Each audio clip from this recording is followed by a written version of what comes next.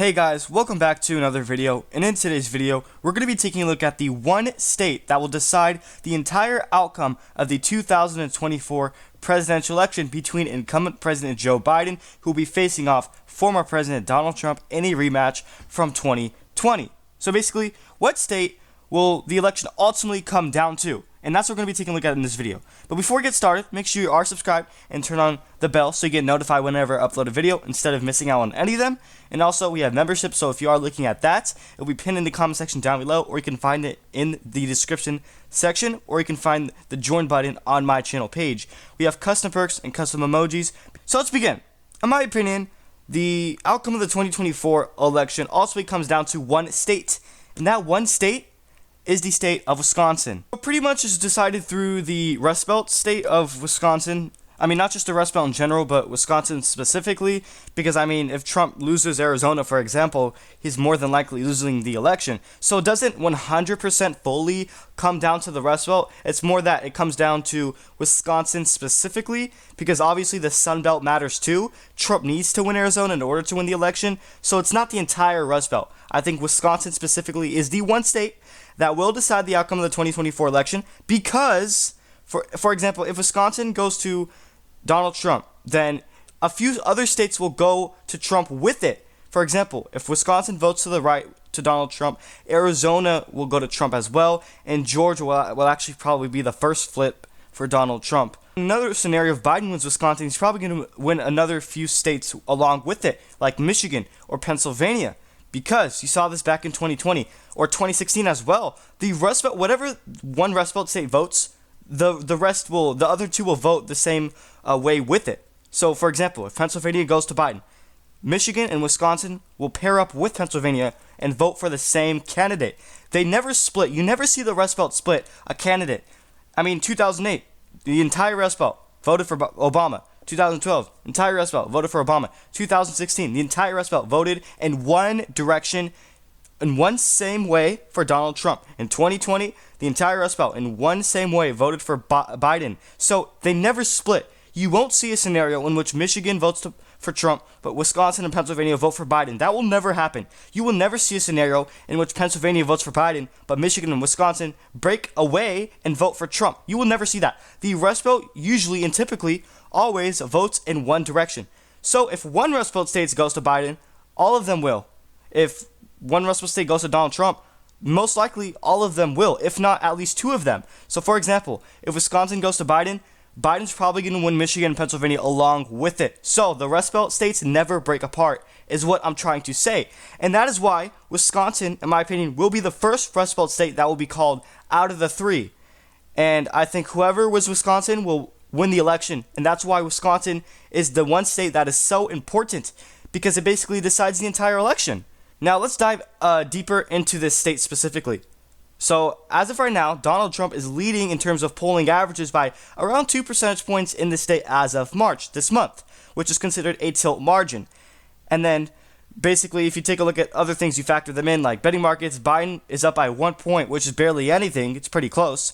And then expert ratings has it a dead tie, evenly split as a toss-up 50-50 for either candidate. So, as we all know, Wisconsin is extremely close, and Biden actually won the state by a lesser margin than Trump did. Trump won Wisconsin by more of a margin than Biden did.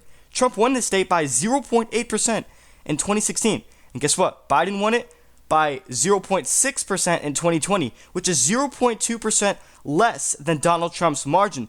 So considering that Trump had a greater margin when he won Wisconsin than Biden did, goes to show you that Wisconsin may be more of a red state than what some people may think. And you take a look at real clear polling on some of these issues that matters to voters, especially the Rust Belt voters in Wisconsin, like the economy, like inflation, and jobs. Those matters to Rust Belt voters, especially Wisconsin. Biden on the issue of the economy is disapproved of by negative 17 points. He has a disapproval rating of 57%, and he's only approved of by 40% on the issue of the economy. And that's going to matter a lot to voters, especially those in the Rust Belt, is what I'm trying to say.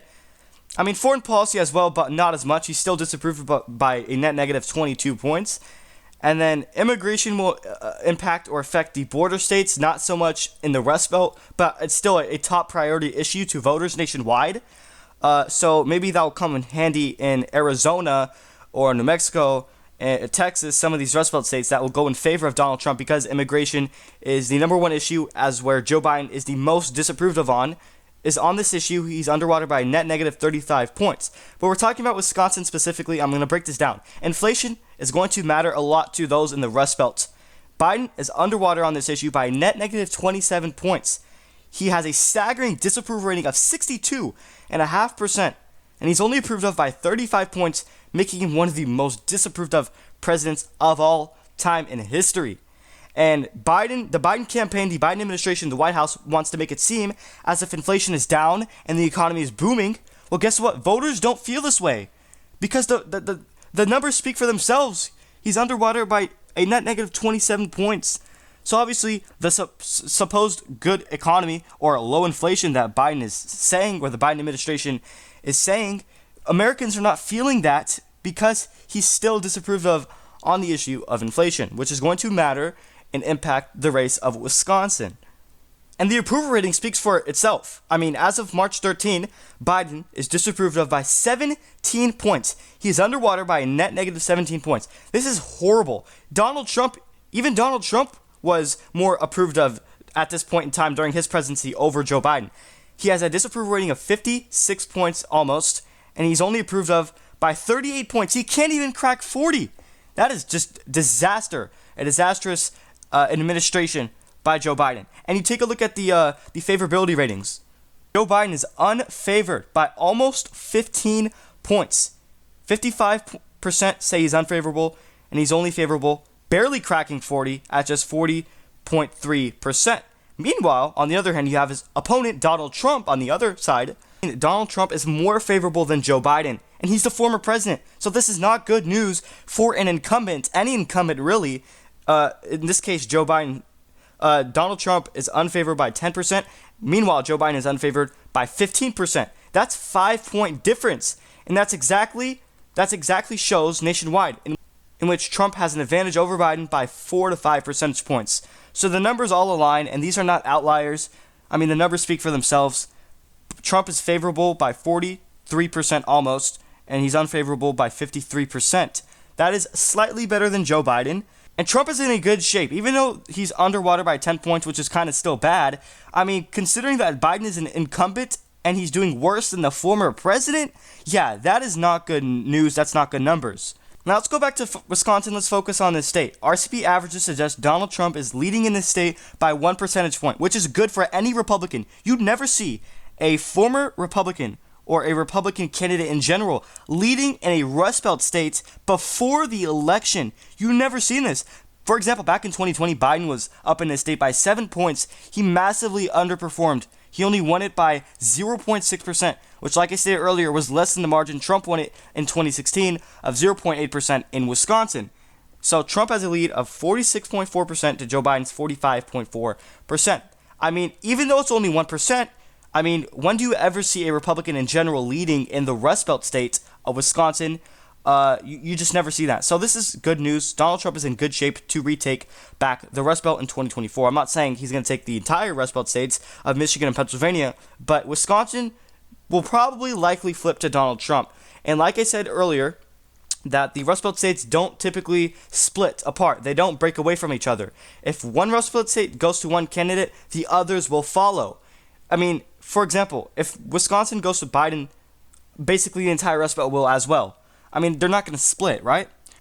But I think in this election, there will be a possible scenario, a really good possibility, that the Rust Belt states actually do split up for the first time in a long time. For example, in my opinion, there is a good chance that Wisconsin goes to Trump, but Michigan and Pennsylvania break apart from Wisconsin and vote for Joe Biden. I think that's a really good possibility scenario. So let me know your thoughts and opinions in the comment section down below. What state do you think will be the deciding factor in the 2024 election? In my opinion, it's the Rust Belt state of Wisconsin.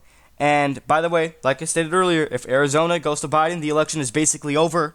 If Arizona goes to Trump, then Trump is likely to win Wisconsin, which will likely hand him the election, surpassing 270 electoral votes. Let me know if you agree with me in the comments down below. And one last final reminder before I close out this video is to subscribe and click the bell so you get notified whenever I upload a video instead of missing out on any of them. And also we have membership, so if you are looking for that, it's pinned in the comment section, or you can click the join button on my channel page, or you can find it in the description section. We have custom perks, custom emojis that you can use every time you comment on any of my videos. Become a member today. Thank you everyone for watching.